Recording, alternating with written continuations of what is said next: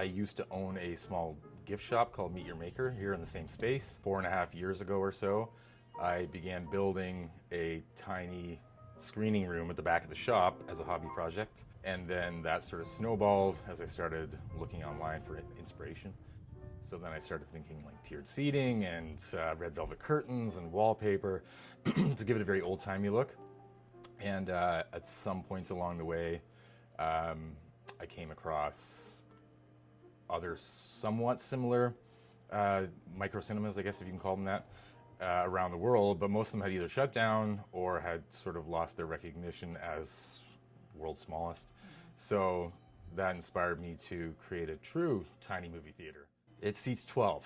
Originally it sat 13 actually, and then we got fancy new seats, like real movie theater seats, and those movie theater seats were like a centimeter or two wider than our original chairs, so it bumped out the 13th chair. So we ended up being even smaller than we originally intended. We host groups of people anywhere from 4 years old to 84 years old, and the first time people walk through the door and they look around and that the wow factor, that's the best part for sure. It's having those conversations with people about inspiration, and then having those conversations then expand into movies and or the history of theaters and things like that. It sparks a lot of conversations, and I like that real world interaction that you just so rarely get these days. Or you don't rarely get it, but it's certainly dwindling a little bit in terms of people being online and shopping online.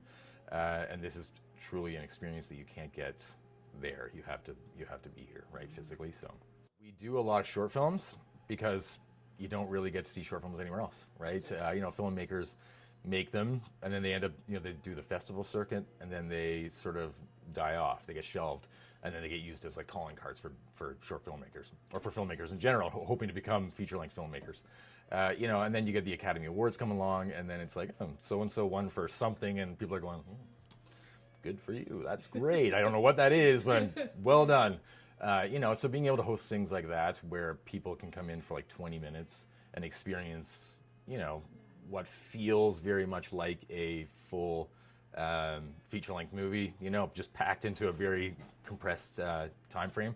And then I really love doing silent films. So we do silent films, generally speaking, because it's easy for people to walk in and just sort of sit through a little bit if they want to. And again, because you don't really get to see that anywhere else. How many movies do you have? What's your selection like? Pretty extensive, like tens of thousands of movies, running from the early silent films up to maybe, generally speaking, 3 months ago. Anything newer than that, the licensing's way too expensive for us to get. So we have licensing with 2 distributors. And between those two, I think we have like 30,000 or 35,000 movies or something. Oh, wow. So usually people can find something. We do have the Guinness World Record for the world's smallest movie theater. And, and again, it is an experience that you really have to come in and see.